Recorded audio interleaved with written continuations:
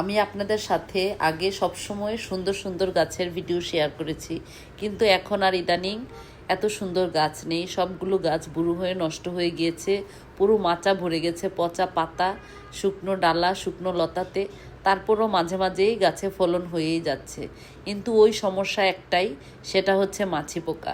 আমি যেহেতু জৈব উপায়ে সব কিছু করার চেষ্টা করি, এই জন্য ফেরোম্যান ফাঁদ ব্যবহার করেছি, সাথে করেছি হলুদ আঠা, কিন্তু এগুলোতে আসলে 100% কাজ হচ্ছে না।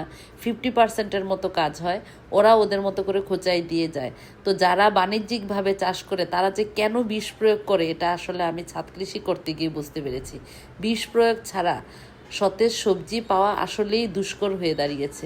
প্রত্যেকটা সবজি ফলের মধ্যে আঘাত।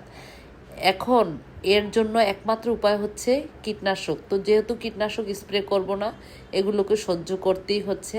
আরেকটি উপায় হচ্ছে বেগিং। যাদের একটা দুইটা ফল হয় বা সবজি হয় তারা বেগিং করতে পারেন, কিন্তু আমাদের মতো যাদের অধিক পরিমাণে হয় তাদের জন্য বেগিং করাটা অনেক কষ্টকর।